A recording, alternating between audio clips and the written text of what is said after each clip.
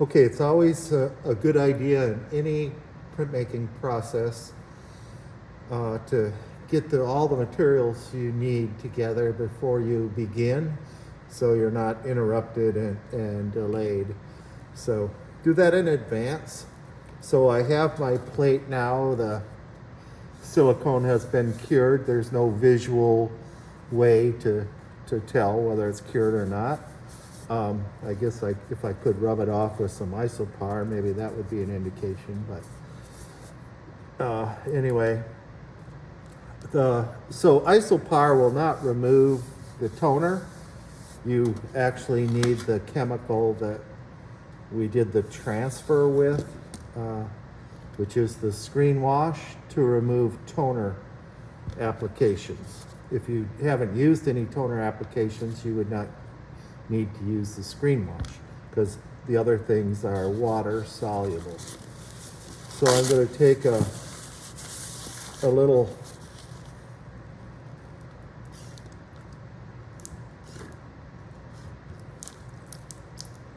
screen wash first.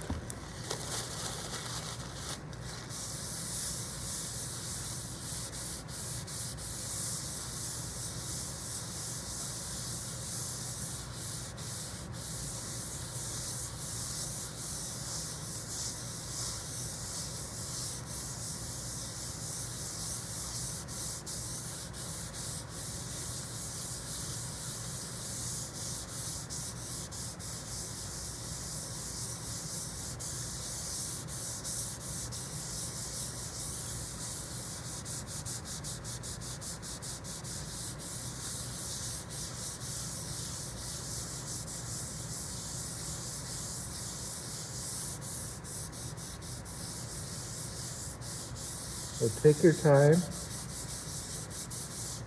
do a good job. So having the chemical of screen wash on this rag, this should go in the red container. So now after using the screen wash, I'm going to use, this has a little soap in it, but primarily just water is the important thing to remove our water soluble materials, our pencils, marker, gum arabic. So we're going over that.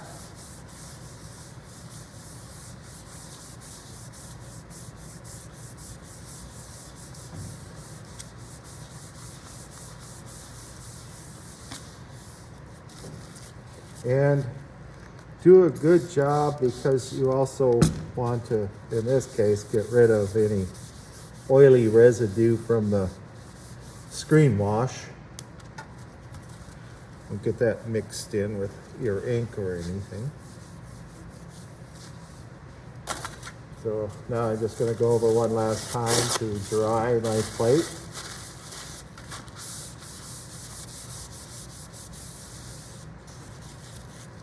Okay, so another nice thing to use when you roll on your plate, it may be sliding around on the glass like this. Another nice thing that I've found out is using these silicone mats so that it will stay in place when you roll on it. A critical factor is your printing ink for Waterless. You want an ink that's really kind of sticky or tacky. That's the most important thing. So these Sphinx acrylics work really well. An alternative is Van Son rubber-based ink. They're a pretty common ink, like very similar consistency to the Sphinx. So take a little out of the can, put it down on your slab, it's called, and pull it across evenly as you can. Okay, the next important thing is your brayer. I do not like these hard brayers. You want a little cushion to it, I think is good. And actually one of my favorites is the Speedball brayers.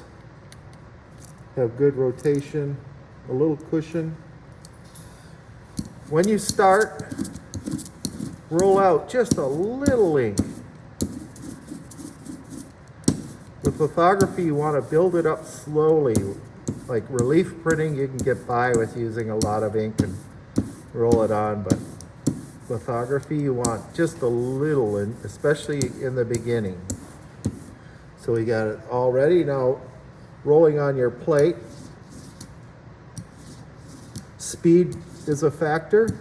So the faster I roll, the more crisp it will be. The slower I roll, the more ink is going to be deposited on the plate. So I'm not stopping in the middle. It'll create a line. I'm starting off the plate and traveling off the plate. And I'm letting it rotate as I come off. Just don't go back and forth. I'm letting it rotate. See that? So once I get to printing, it'll probably be 3 inking passes, they are called, from here to here. 3 times for this size should be adequate. So I'm going to take an impression. I'm going to print on a sheet of paper.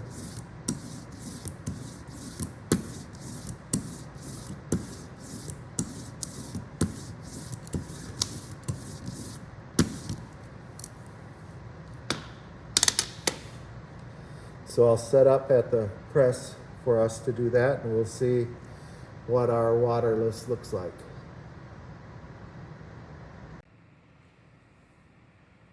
So I've tightened the pressure down to the press bed, center my plate, 7.5 by 6.25.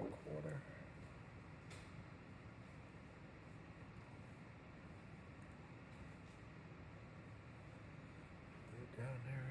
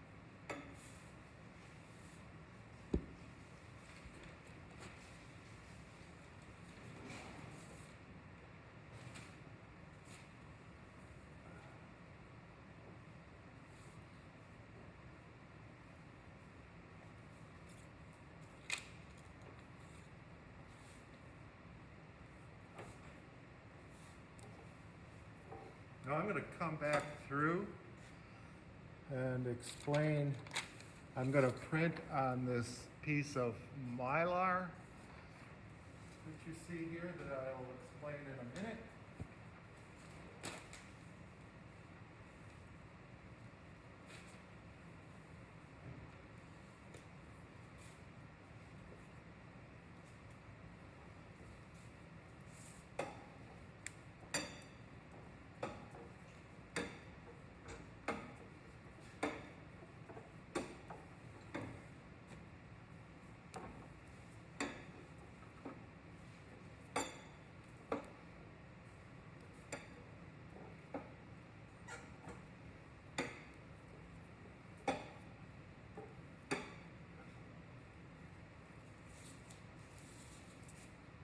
Okay, this is my first impression. It is definitely a little light, but that's very typical for the first impression. It'll should come up a little darker as I ink it up and print the next time. So you can see all the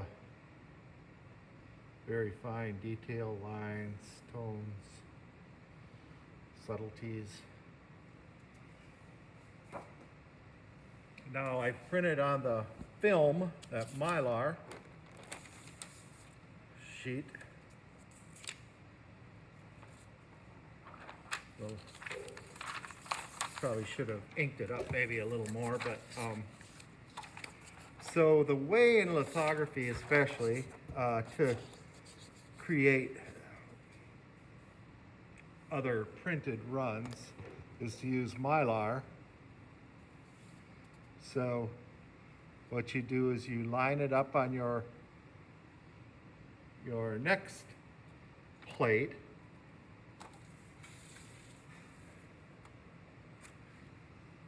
So I'm going to get it in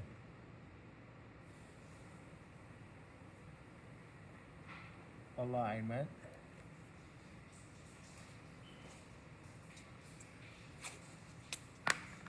And then I'm going to tape it down so it doesn't move.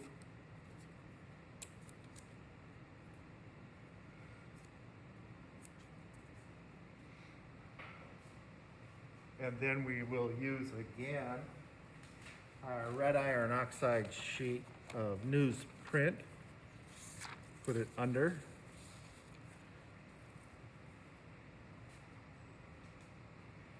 And then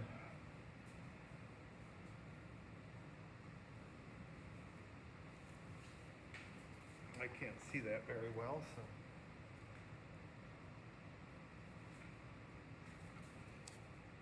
slide this on top so I can see my drawing a little more. And then you can trace out your shapes or your composition.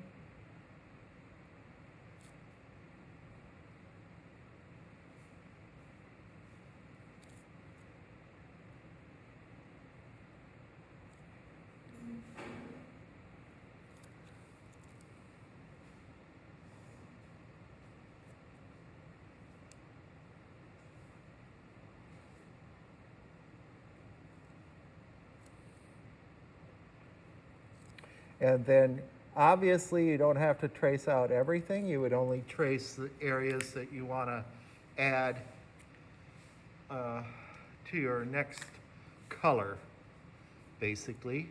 So make sure you have it the same orientation as that plate. Don't have it reversed over. So it looks like you're drawing. That would be backwards. So sometimes people make that mistake. And then you will take it off and you have your linear composition laid out for your next run. And so in this case, there will be different things when we use other traditional litho. But in this case, after doing my drawing with materials perhaps that I used on the other plate, when I go to print, I will actually put my paper down first. Then with the plate, I will do what's called tipping it in alignment to the first plate and then run it through. So that would be the procedure for doing one example of approaching color. Also, it's easy to make the mistake of, because you're not familiar with lithography that much yet, of doing your drawing or creation on this side, the smooth side, but you actually want to do it on the grain textured side because you want whatever chemical you treat your plate with. In this case, you're going to put silicone on it. You want it to adhere to that really nice fine texture we have there. If you do it on the other side, it won't cure and it will just peel off.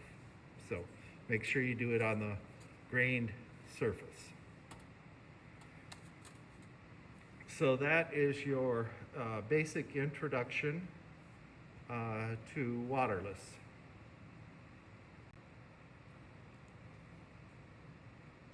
So let's add one more thing about editioning. So this was my first impression, which I thought was a little light. My second impression, I don't know how I can compare them here, but came in much darker. I don't know, maybe I want it somewhere in the middle.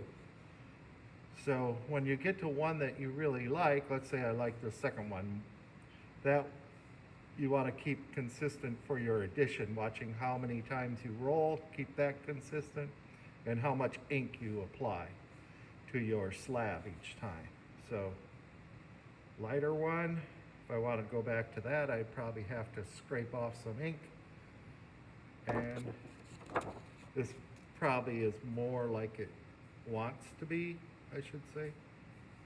You can also see down here in this area, I went ahead and scribbled on some pen, and that will even come up a little more because I just did it and rolled some ink on it, but that'll fill in a little more because it's not on the previous one. So one thing you can do is abrade the plate by going in with ballpoint pen and drawing on it. Can add other materials like we have because the silicone's there, but abrading the silicone, you can do that type of application.